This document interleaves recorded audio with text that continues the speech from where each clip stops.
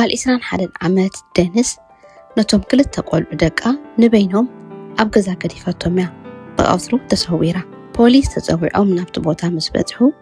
በዓል ቤታ እቶም ቆልዑ ረዳኣ ሲኖም ንበይኖም ክበኺው ከም ዝጸንሕዎ እዩ ሓቢርዎ። ደንስ ኣበይ ከም ዝኣትወትን ንምንታይ ከም ዝተሰወረትን ዝፈልጥ ወላ ሓደ ሰብ ኣይነበረን ክሳብ ናብ 911 ቴሌፎን ዝድወል። ደዋሊት ደንስ በዓለያ ነይራ። ኣብቲ ናይቲ ዝጨዋ ሰብ መኪና ኮይና ንሱ ከይረኣያ ብቴሌፎኑ ናብ 911 ደው ኢላ። ግን ደንስ ቀጥታ ነታ ኦፐሬተር ክትዛረብ ስለዘይትኽእል እንታይ ትገብር ነይራ? ነቲ ጨዋይኣ እንዳለመነቶን እንዳበኸየትን ነታ ኦፐሬተር ከም ዝተጨወት ከተረዳእ ትፍትን ነይራ። ሰርጃንት ሪክ ጎፍ ንደንስ ኣቦኣ ማለት እዩ መርማሪ ገበን ስለዝኾነ ኣብ ከምዚ ኩነታት ምስ ተኣቱ እንታይ ክትገብር ከም ዘለዋ እንዳማሃረ ስለዝዕበያ ብዝተኻላ መጠን እቲ ጨዋይኣ ከይፈለጣ ከም ዝተጨወት ሓበሬታ ክትብ ትፍትን ነይራ። ሰርጃንት ሪክ ጓሉ ከም ዝተጨወት ምስ ፈለጠ ምስቶም መሳርሕቲ ዝኾኑ ኣባላት ፖሊስ ኮይኑ ብሄሊኮፕተራትን ብሽታ ሰብ ዘለለዩ ኣኽላባትን ተሰንዩ ጓሉ ገና ብሂወት ከላ ንረኽባ እዩ ክጓየ ጀሚሩ።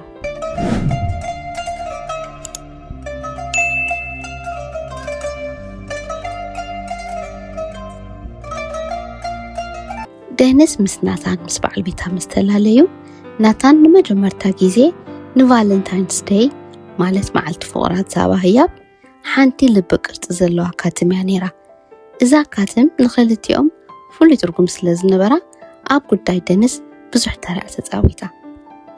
ደንስን ናታንን ኣብ 2005 ዓመተ ምህረት ቃል ኪዳን ኣሲሮም ገዝኦም ገዚኦም ናብርኦም ምስ ጀመሩ ድሕሪ 3 ዓመታት ኖዋህን ኣዳምን ዝበሃሉ ክልተ ኣወዳት ወሊዶም። ኣብ 2008 ዓመተ ምህረት ደንስ ክትጭወይን ከላ ኖዋ ወዲ 2 ዓመት ኣዳም ድማ ወዲ 6 ወርሒ ህፃን ነይሩ።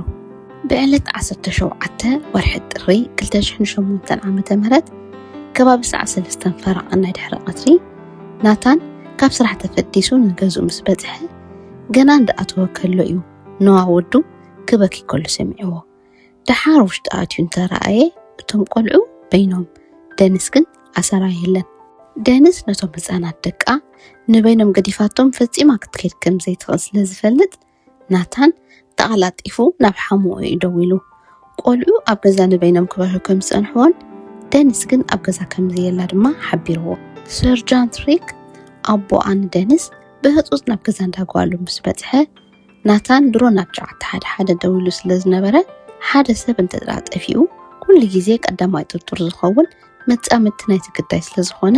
እቶም ኣባላት ፖሊስ ብሕቶ ከዋጥርዎን ከመርምርዎን እዮም ጸኒሖሞ። ሰርጃንት ሪክ ነቶም ኣባላት ፖሊስ ናታን ሰብኣይ ጓሉ ምዃኑን ኣብ ልዕሊ ደንስ ድማ ሕማቕ ነገር ክፍጽም ከም ዘይክእል ምስ ነገሮም ግን እቶም ኣባላት ፖሊስ ናብቶም ጎረባብቲ ከይዶም ገለ ኣንፈት እንተረኸቡ እዮም ክሓቱ ጀሚሮም። ድሓር ሓንቲ ጎረቤት እንታይ ኢላቶም ከባቢ ሰዓት 2 ናይ ድሕሪ ቀትሪ ኣቢሉ ይኸውን ሓንቲ ቀጠልያ መኪና ኣብ ኣፍ ደገ ገዛ እንዳ ናታን ደው ክትብል ከም ዝረኣየት እሞ እቲ ዋናታ መኪና ሪኣቶ ስለዘይትፈልጥ ኣተኲራ ምስ ጠመተቶ እቲ ሰብኣይ ኣጣሙቱ ብጣዕሚ ስለ ዘፍርሓ ጎያ ንገዛ ከም ዝኣተወት እያ ነጊራቶ። ብድሕሪ እዚ ሪክ ኣቦ ደንስ ተወሳኺ ሓይሊ ጠሊቡ ብሄሊኮፕተራትን ብሽታ ሰብ ዘለለዩ ኣኽላባትን ተሰንዮም ድማ ነታ እታ ጎረቤት ዝሓበረቶም መኪና ኣብ ምድላይ ተዋፊሮም። ከባቢ ሰዓት 3:40 ናይ ድሕሪ ቀትሪ ምስ ኮነ ናብ 911 ካብ ሓንቲ ኣብ ጭንቀት ዝነበረት ጓል ኣንስተይቲ ቴሌፎን ተደዊሉ። እታ ኦፐሬተር ሃሎ ምስ በለታ እታ ጓል ኣንስተይቲ ነቲ ዝጨወያ ሰብ በጃኻ ናብ ደቀይ ስደደኒ ኣደ 2 ቆልዑ እየ እንዳበለት ክትልምኖ ከላ ትስማዕ ነይራ። እታ ኦፐሬተር ቀጥታ እዛ ሰብ ከም ዝተጨወየትን እቲ ጨወያ ከይረኣያ ቴሌፎን ወሲዳ ከም ዝተጨወት ክትሕብር ትፍትን ከም ዘላ ስለ ዝተረዳእ ድማ እቲ ጨዋይ ከይፈለጣን ከሎ ማንነት ነታ ጓል ኣንስተይቲ ንኽትፈልጥ እያ ክትፍትን ጀሚራ። እንተኾነ ግን ነዊሕ ከይጸንሐ እቲ ጨዋይ ቴሌፎኑ ስለ ዝረኣያ መንጢሉ ኣጥፊእዋ። እታ ኦፐሬተር ማንነት ነታ ጓል ኣንስተይቲ ኮነ ኣድራሻ ከይፈለጠት ድማ መስመር ተቋሪጹ። ድሓር እታ ኦፐሬተር ተቐላጢፋ ንሓለፍታ ምስ ሓበረቶም ግን ናብ ሰርጃንት ሪክ ኣቦ ደንስ ደው ኢሎም እቲ ድምፂ ናይታ ማንነታ ዘይተፈልጠ ዝተጨወየት ጓል ኣንስተይቲ ናይ ደንስ ጓሉ ድምፂ እንተኾይኑ ከለሊ ሓቲቶሞ ሪክ ድምፂ ናይታ ጓል ኣንስተይቲ ምስ ሰምዐ ናይ ደንስ ጓሉ ድምፂ ምዃኑ እዩ ኣረጋጊፅሎም ሰርጃንት ሪክ ነዊሕ ግዜ ኣብ ምክልኻል ገበን ስለ ዝሰርሐ ኣብ ተመክርኡ ጓሉ እውን ብጭንቀት ክትበክይን ነቲ ጨዋይ ኣክልምነን ምስ ሰምዐን ጓሉ ኣብ ዓባ ሓደጋ ከም ዘላ እዩ ተረዲእዎ ንደንስ ጓሉ ካብ ንእስነታ ጀሚሩ ኣብ ከምዚ ኩነታት እንተደኣትያ እንታይ ክትገብር ከም ዘለዋ እንዳምሃረ ስለ ዝዕበያን በላሕውን ስለ ዝነበረትን ናብ ጨዓት ሓደ እቲ ጨዋይ ከይፈለጠ ምድዋላ እቲ ኣቦኣ ዝመሃራ ነገራት ተተግብሮ ምህላዋን ነቦኣ ከም ዝተጨወየት ግን ድማ ብሂወት ምህላዋ ክትነግሮ ትፍትን ከም ዘላ እዩ ተረዲእዎ ሰዓት 6:20 ናይ ድሕሪ ቀትሪ ምስ ኮነ ሕጂ እውን እንደገና ናብ ጨዓት ሓደ ቴሌፎን ተደዊሉ ሓንቲ ሰብያ ጨዋይ ደንስ ማይክል ኪንግ ዝበሃል ሰብ ክኸውን ይኽእል እዩ ዝብል ሓበሬታ ሂባቶም እታ ሰብ ማይክል ኪንግ ዘመዳ ከም ዝኾነን ናብ ኣቦኣ ባዴላ ክልምን ምስ ከደ ነቲ ባዴላ ሒዙ ናብ መኪንኡ ከኣቱ ክብል ከሎ ግን ካብ ድሕሪት መኪንኡ ሓንቲ ኢዳ ዝተኣስረት ጓል ኣንስተይቲ ወፂኣ ክትሃድም ምስ ፈተነት መሊሱ ብሓይሊ ስሒቡ የእትዩ ዓፂዋ መኪንኡ ልዒሉ ክኸይድ ከሎ ኣቦኣ ከም ዝረኣየ ሓቢራቶም እቲ ጎረቤት እንታናታን ዝሃበቶ ሓበሬታን ናይቲ ሰብኣይ መኪንኡን ምስ ማይክል ኪንግ ዝበሃል ሰብ ስለ ዝገጠመ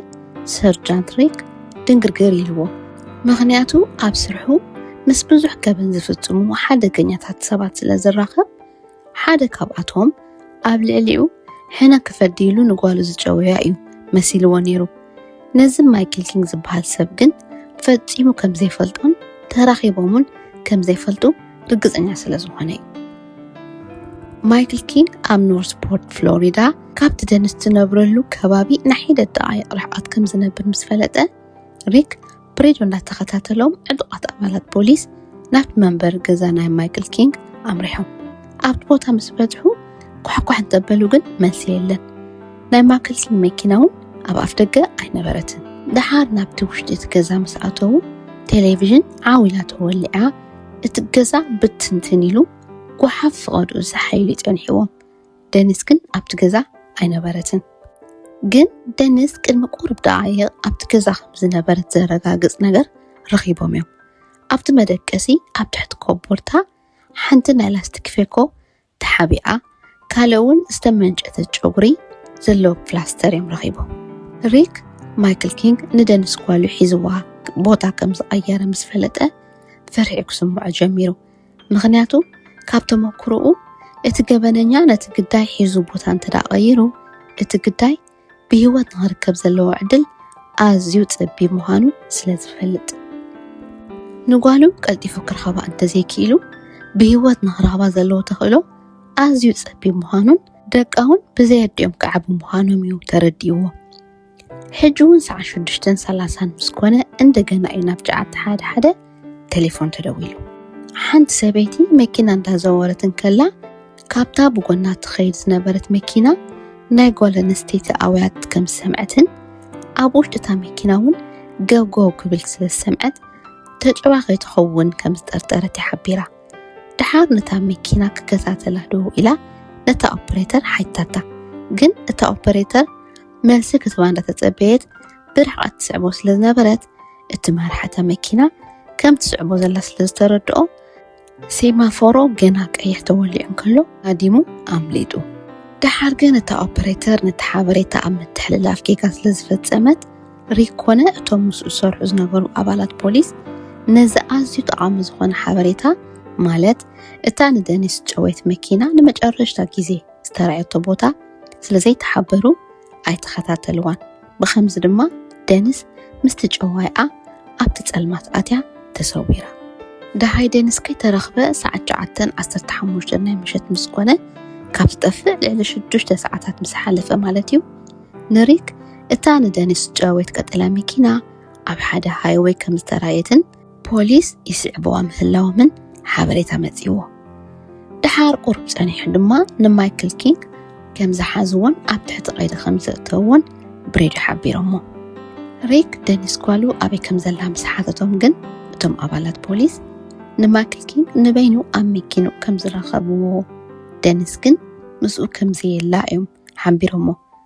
ደኒስ ግን ኣብ መኪና ምስኡ እንተዘይላ ኣበይ ኣትያ ንማይክል ኪንግ ናብ መደበር ፖሊስ ወሲዶም ክምርምርዎ ምስ ጀመሩ እቶም ኣባላት ፖሊስ ኣበይ ከም ዘላ ምስ ነገሮም ካብ ዘላቶ ብውጡጥ ከይዶም ብህይወት ክረኽብዋ እኳ እንተነበረት ትፅቢቶም ማይክል ግን ዝፈልጦ ነገር የብለይን ኣነ ንባዕለይ ግዳይ ተጨውየ ፀኒሐ ኢልዩ ኣዕቢጥዎ ስለዚ እንታይ ክገብሩ እዮም ወሲኖም ገለ ኣንፈት ዝህብ ነገር እንተረኸቡ ነታ ናይ ማይክል መኪና ክፍትሹ ድሓር ኣብ ድሕሪት ናይታ መኪና ክፍትሹ ምስ ጀመሩ ሓንቲ ልቢ ቅርፂ ዘለዋ ካትም ረኺቦም እታ ካትም ናይ ደኒስ እንተኾይና ንኸረጋግፅሎም ንናታን በዓል ቤታን ንሪክን ፀዊዖም ኣርኤሞም እታ ናታን መጀመርታ ግዜ ምስ ተላለዩ ንደኒስ ኣብ ቫለንታይንስ ዴይ ኣብ መዓልቲ ፍቕራት ዛህባ ናይ ልቢ ቅርፂ ዘለዋ ካትማ ነይራ ፖሊስ እታ ካትም ናይ ደኒስ ምዃና ምስ ኣረጋገፁ ንማይክል ወላ ሓደ ነገር ከም ዘይፈለጡ ኮይኖም ከመራምርዎ እዮም ወሲኖም ማይክል ግን ስለ ዝጎርሐ ተቐላጢፉ ጠበቓይ ክውክለኒ እየ ዝደሊ ኢልዩ ላስኣቢዎ ከምዚ ድማ መርመርቲ ገበን ገና ከየለፋለፍዎን ከለዉ እቲ ናይ መርመራ መስርሕ ተዓፅዩ ጎረባብትን ፈለጥቶምን እንዳናታን ሪክን መሳርሕቱን ቶም ኣባላት ፖሊስን በብጉጅለ ኮይኖም ፍቐዱ ጫካታትን ጽምው ዝበለ ቦታታትን ጽርግያታትን ናይ ምድላይ መስርሖም እንኳን ተቐፀሉ ግን ዝኾነ ኣንፈት ከይረኸቡ 2 መዓልታት ይሓሊፉ በለት 19 ግን ደኒስ ካብ ጥፍእ ድሕሪ 2 መዓልታት ሪክ ካብቶም መሳርሕቱ ደኒስ ኣበይ ከም ዘላ ዝሕብር ኣንፈት ተረኺቡ ዝብል ሓበሬታ ተቐቢሉ ብሽታ ሰብ ዘለልዩ ኣኽላባት ኣምፂኦም ኣብቲ ዝጠርጠርዎ ቦታ ክፍትሹ ምስ ጀመሩ ግን እቶም ኣኽላባት ኣብ ሓንቲ ቦታ ጥራይ ኣተኪሮም እዮም ክነብሑ ጀሚሮም እቶም ኣኽላባት ኣብ ተፋሒሩ እንደገና ዝተደፍነ ቦታ ኣተኪሮም ይነብሑ ስለ ዝነበሩ ሪክ ጓሉ ብህይወት ከምዘየላ ተረዲእዎ እቲ እቶም ኣኽላባት እንዳነብሑ ዝሕብርዎ ዝነበረ ቦታ ምስ ተፋሓረ ድማ ሬሳ ናይ ደኒስ ኣብኡ ተቐቢሩ ፀኒሕዎ ማይክል ኪንግ ነቲ ገበን ኣይወዓልክዎን ስለ ዝበለ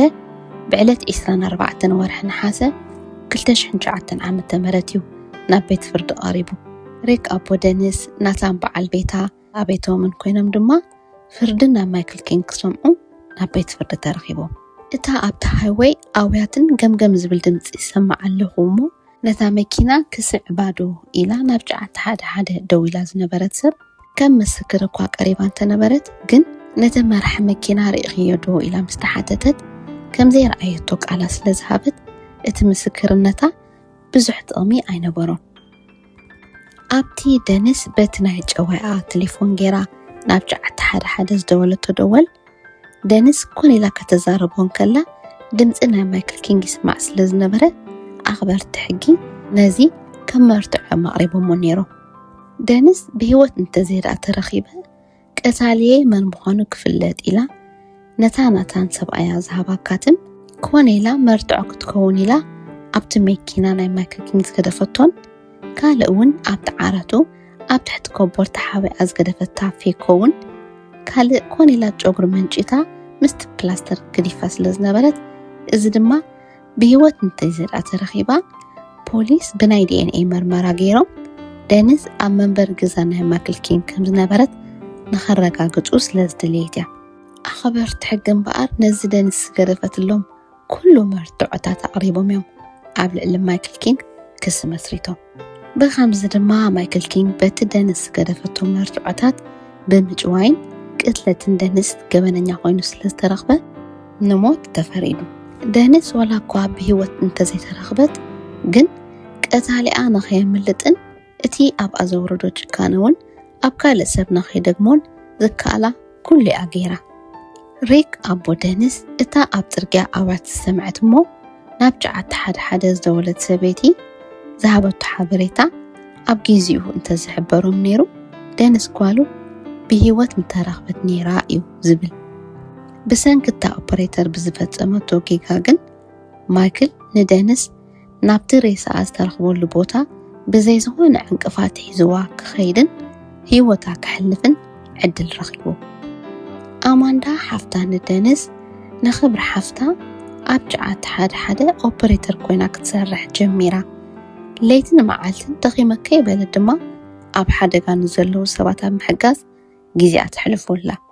እታ ናታን ንደኒስ ኣብ ቫለንታይንስ ዴይ ንመጀመርታ ጊዜ ከምህያብ ዝሃባ ናይ ልቢ ቅርፂ ዘለዋ ካትም ደኒስ ኣብ መኪና ናይ ተጫዋያ ከም ዝነበረት ቀንዲ መረጋገፂት ስለ ዝነበረት መርመርቲ ገበን ከም መርትዖ ንነዊሕ ዓመታት ሒዞም ድሕሪ ምጽናሕ ስርሖም ምስ ወድኡ ድሕሪ ነዊሕ ዓመታት መዘከርታ ናይ ሰበይታ ስለ ዝኾነት እንካ ኢሎም እዮም ንናታን መሊሶምሉ። ንሎሚ ዘዳለኹልኩም ታሪኽ እዚ ይመስል። ኣብ ዝቕፅል ብኻልእ ታሪኽ ክሳብ ንራኸብ ሰናይ ቅነ ቻው።